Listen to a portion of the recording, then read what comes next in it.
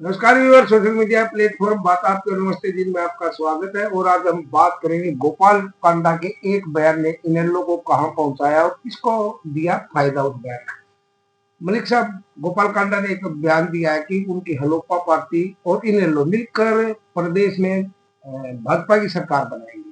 किस संदर्भ में ये बयान दिया? उन्होंने व्यक्तिगत फायदे के लिए दिया या कोई रणनीति है? गोपाल कांडा अपनी एक बात से खुद का फायदा कर गए, क्योंकि भारतीय जनता पार्टी ने उनके खिलाफ जो रोहतास जांगड़ा को कैंडिडेट बनाया था उनका नॉमिनेशन वापस करवा दिया। वो खुद का फायदा कर गए, लेकिन इनेलो के साथ उन्होंने एक बहुत बड़ा कांड कर दिया। कांड क्या कर दिया कि प्रदेश में बीजेपी की सरकार बनवाने में हलोपा इनेलो गठबंधन अहम भूमिका निभाएगा।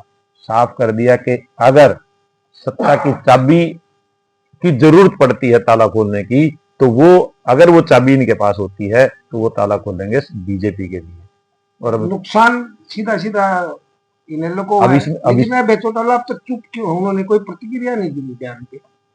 इनेलो की तरफ से सिर्फ यह प्रतिक्रिया आई है कि इस बयान से वो इत्तेफाक नहीं रखते, लेकिन चुनाव है, जो कांड गोपाल कांडा करना चाहते थे वो कर गए और कांड इनेलो के साथ कर गए। इनेलो तो पहले ही बीजेपी से के साथ से अपना जो दामन उसको दूर नहीं रख पा रही, उसको बचा नहीं पा रही थी, क्योंकि राज्यसभा चुनाव में जिस तरह अभय सिंह चौटाला ने कार्तिकेय शर्मा को वोट दिया था, जो भाजपा समर्थित थे, भले निर्दलीय थे लेकिन भाजपा समर्थित थे, उनको वोट देकर अभय सिंह चौटाला की राजनीति पर जो ग्रहण लगाया था उसको महाग्रहण में गोपाल कांडा ने अपने इस बयान से बदल दिया।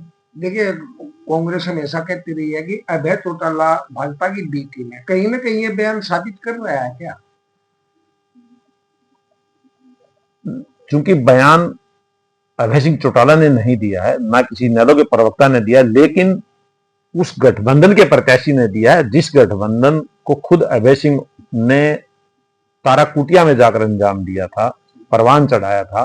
तो इस बयान का जो असर है उससे इनेलो और अभय सिंह चौटाला किसी भी सूरत में बच तो नहीं सकते। देखिए, वैसे तो इनेलो की प्रदेश में ज्यादा चर्चा नहीं है, कुछ 5-4 सीटों के ऊपर ही वो चर्चा में है, लेकिन फिर भी जो उनका वोट बैंक है वो भी खासकर एक वर्ग विशेष का यह जाट होगा। तो वो जाट वर्ग इस बयान को किस तरह से लेगा? नहीं, अगर आप इसको जाट से हटाकर किसान के साथ जोड़ें, जिस किसान की राजनीति कभी उनके पिता चौधरी ओम प्रकाश चौटाला या उनके दादा देवीलाल करते थे, तो उस किसान वर्ग को सबसे ज्यादा ठेस इसी उससे लगी है कि अभय सिंह चौटाला ने गठबंधन भी किया था उस गोपाल कांडा के साथ, जो पिछले 5 साल से बीजेपी और मनोहर लाल सरकार को समर्थन दिए हुए थे। तो इससे कांड तो निश्चित रूप से होना ही था, और वो गोपाल कांडा अपना कांड वो इनेलो के लिए कर चुके हैं। तो कांग्रेस इसको किस तरह से कैश कर सकती है, उनकी इस बयान को? गठबंधन कांग्रेस इसको कैश करे ना करे, लेकिन इनेलो को बहुत नुकसान है, क्योंकि जो कभी इनेलो का वोट बैंक होता था वो तो ऑलरेडी पहले से ही कांग्रेस की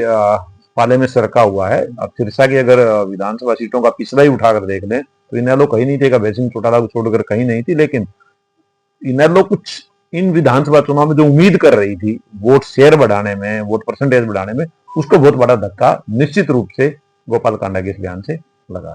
तो वर्तमान परिस्थिति में क्या लगता है, इनेलो का भविष्य क्या है पूरे प्रदेश में? नहीं, इनेलो को वो पुनरुत्थान, पुनर्जन्म की सख्त जरूरत है, और कम से कम इस विधानसभा चुनाव में इनेलो को कोई नया जीवन मिलने वाला मुझे नजर नहीं आता है। वर्तमान परिस्थितियां ऐसी हैं कि बीजेपी और कांग्रेस, इन 2 ही दलों की चर्चा है, तीसरे किसी दल की विधानसभा चुनाव में वो ज्यादा चर्चा नहीं। लास्ट सवाल, जो किसान वर्ग जुड़ा हुआ था अभय सिंह के साथ तन मन धन से, उसको अब वो कांग्रेस में शिफ्ट हो सकता है क्या इस बयान के बाद? निश्चित रूप से जो किसान वर्ग या जो वोट बैंक बीजेपी को सत्ता से दूर रखना चाहता है, उसके पास विकल्प यही बचा है कि वो कांग्रेस की तरफ चला जाए, क्योंकि अगर वो इनेलो के साथ रहता है तो वो फिर बीजेपी को इनडायरेक्ट फायदा करने वाली बात है, और वो बीजेपी को अगर उनको नुकसान करना है तो डायरेक्ट नुकसान वो तभी कर सकते हैं जब वो कांग्रेस की तरफ जाएं। और वो वोटर आज इतना समझदार है कि वो सोच समझकर वोट का फैसला करता है, वोट खराब करने वाले मतदाता नहीं रहे।